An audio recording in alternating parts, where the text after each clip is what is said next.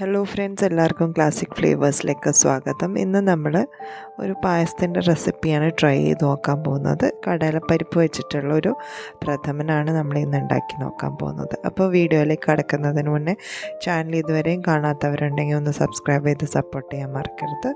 അപ്പോൾ നമുക്ക് ഇതിന് വേണ്ടുന്ന ഇൻഗ്രീഡിയൻസ് എന്തൊക്കെയാണെന്ന് നോക്കാം. ഇവിടെ ഞാനൊരു 3/4 കപ്പ് കടലപ്പരിപ്പാണ് എടുത്തിരിക്കുന്നത്. അപ്പോൾ നമുക്കിതൊന്ന് ഡ്രൈ റോസ്റ്റ് ചെയ്തെടുക്കണം. നന്നായിട്ട് തന്നെ ഒന്ന് വറുത്തെടുക്കണം. അപ്പം ഞാനിത് മീഡിയം ഹീറ്റിൽ വെച്ചിട്ടാണ് ഒന്ന് ചൂടാക്കി എടുക്കുന്നത്. നമ്മളിപ്പോൾ കഴുകിയിട്ടൊന്നുമില്ല. കഴുകുന്നതിന് മുന്നേ ഞാനിതൊന്ന് വറുത്തെടുക്കുകയാണ് ചെയ്യുന്നത്. അപ്പോൾ നന്നായിട്ടൊന്ന് വറുത്ത് വരുന്നത് വരെ നമുക്ക് വെയിറ്റ് ചെയ്യാം. അപ്പോൾ അതിൻ്റെ ഇടയിൽ ഞാൻ ഒന്ന് വറുത്ത് വരുന്ന സമയത്ത് ഞാൻ 1 ടേബിൾ സ്പൂണോളം കോരി മാറ്റുന്നുണ്ട്. വീണ്ടും നമുക്കിതൊന്ന് വറുത്തെടുക്കാം. നന്നായിട്ട് ആവുന്നതിന് മുന്നേ ആയിട്ടാണ് ഞാൻ ആദ്യത്തെ 1 ടേബിൾ സ്പൂൺ കോരിയെടുത്തത്.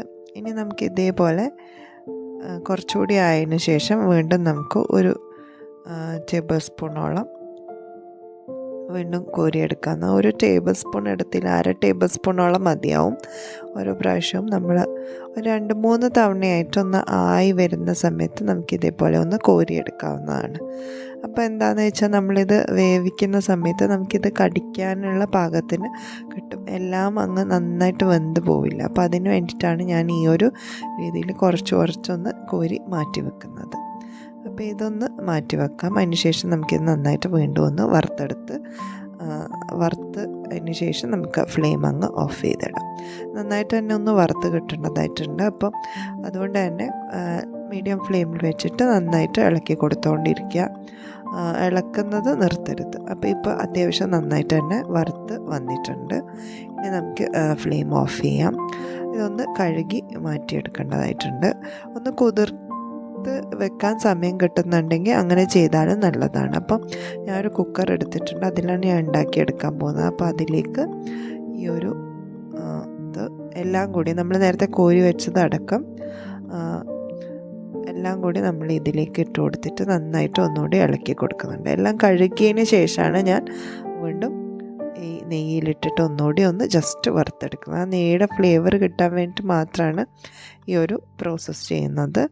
ഇനി ഞാൻ ഇതിലേക്ക് തേങ്ങാപ്പാൽ എടുക്കുന്നുണ്ട്. 3-ാം പാലാണ് ഞാൻ എടുത്തിരിക്കുന്നത്. അപ്പോൾ ലൂസായിട്ടുള്ള പാലാണ് ഞാനിപ്പോൾ ഒഴിച്ചു കൊടുക്കുന്നത്. അതിലേക്ക് 1 കപ്പ് വെള്ളവും കൂടി ചേർത്തിട്ടാണ് വേവിക്കാൻ വേണ്ടി വെക്കുന്നത്. അത്യാവശ്യം നല്ല രീതിയിൽ തന്നെ ഒന്ന് വെന്ത് കിട്ടേണ്ടതായിട്ടുണ്ട്. അപ്പോൾ കടലപ്പരിപ്പാകുമ്പോൾ കുറച്ച് നേരം തന്നെ ഒന്ന് വേവാൻ ആവശ്യമാണ്. ഒന്നാമത്തെ ഞാനിത് കുതിർത്തിട്ടുമില്ല.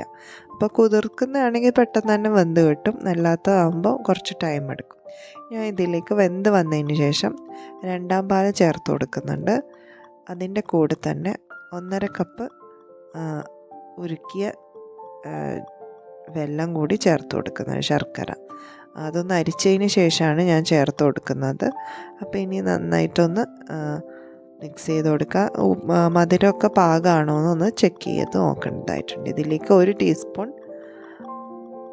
ഏലക്ക പൊടിച്ചതും 1/2 ടീസ്പൂൺ ജീരകം പൊടിച്ചതും ചേർത്ത് കൊടുക്കുന്നുണ്ട്. പിന്നെ 1/2 ടീസ്പൂൺ ചുക്ക് പൊടിയും കൂടി ചേർത്തിട്ട് നന്നായിട്ടൊന്ന് വെട്ടി തിളക്കുന്നത് വരെ വെയിറ്റ് ചെയ്യാം. നമുക്ക് ഈ ഒരു സമയത്ത് ഇതൊന്ന് തിളച്ച് വരുന്ന സമയത്ത് നമുക്ക് ഇതിൻ്റെ താളിപ്പിന് വേണ്ടിയിട്ടുള്ള നെയ്യിൽ വറുത്തെടുക്കേണ്ട സാധനങ്ങളൊക്കെ ചേർത്ത് കൊടുക്കുന്നുണ്ട്.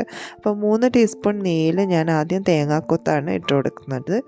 അതൊന്ന് മൂത്ത് വരുന്ന സമയത്ത് 1 ടേബിൾ സ്പൂൺ കാഷ്യൂനട്ട് ഒന്ന് പൊട്ടിച്ച് ഇട്ട് കൊടുക്കുന്നുണ്ട്. അത് നന്നായിട്ടൊന്ന് വറുത്ത് വരുന്ന സമയത്ത് ഞാനിതിലേക്ക് കുറച്ച് കിസ്മിസ് കൂടി ഇട്ട് കൊടുക്കുന്നുണ്ട്. അതും കൂടി വറുത്ത് വന്ന സമയത്ത് നമുക്കിതൊന്ന് ഫ്ലെയിം അങ്ങ് ഓഫ് ചെയ്തിടാം. അല്ലെങ്കിൽ ഫ്ലെയിം ഒന്ന് ലോ ഫ്ലെയിമിൽ വെച്ചിട്ട് നമുക്ക് ആ പായസത്തിൻ്റെ ഇതിലേക്ക് ഫൈനലി നമുക്ക് 1 ടീസ്പൂൺ പഞ്ചസാരയും, അത് ഓപ്ഷണലാണ്, വേണമെങ്കിൽ മാത്രം ചേർത്താൽ മതി. ഞാൻ ഇതിൽ ഉപ്പ് ചേർക്കാത്തത് ശർക്കരയ്ക്ക് അത്യാവശ്യം ഉപ്പുണ്ടായിരുന്നു. അതേപോലെ 1/2 കപ്പ് തിക്ക് ആയിട്ടുള്ള നമ്മുടെ 1-ാം പാലാണ് ചേർത്ത് കൊടുക്കുന്നത്. 1/2 കപ്പോളം ഞാൻ ചേർത്ത് കൊടുക്കുന്നുണ്ട്. ചെറിയൊരു ക്വാണ്ടിറ്റി ആയതുകൊണ്ട് നമുക്ക് 1/2 കപ്പോളം മതിയാവും. ഇനി നമ്മുടെ ആ തേങ്ങ വറുത്തതും ഇതിലേക്ക് ചേർത്ത് കൊടുക്കുന്നുണ്ട്. ഫ്ലെയിം ഓഫ് ചെയ്തതിന് ശേഷമാണ് ഞാൻ ചേർത്ത് കൊടുക്കുന്നത്. ഒന്നാം പാൽ ഒഴിച്ചതിന് ശേഷം തിളക്കേണ്ട ആവശ്യമൊന്നുമില്ല, ഒന്ന് ചൂടായി കിട്ടിയാൽ മതിയാവും. അപ്പോൾ നമ്മുടെ പായസം ഇവിടെ ഓൾമോസ്റ്റ് റെഡിയാണ്. അപ്പോൾ എളുപ്പത്തിൽ നല്ല ടേസ്റ്റി ആയിട്ട് ഉണ്ടാക്കാൻ പറ്റുന്ന ഒരു പായസമാണിത്. എല്ലാവരും ഇതൊന്ന് ട്രൈ ചെയ്ത് നോക്കൂ. ട്രൈ ചെയ്തിട്ട് നിങ്ങളുടെ ഫീഡ്ബാക്ക് അറിയിക്കാൻ മറക്കരുത്. അപ്പോൾ പുതിയൊരു വീഡിയോ ആയിട്ട് നമുക്ക് വീണ്ടും കാണാം. അതുവരേക്കും good bye and take care.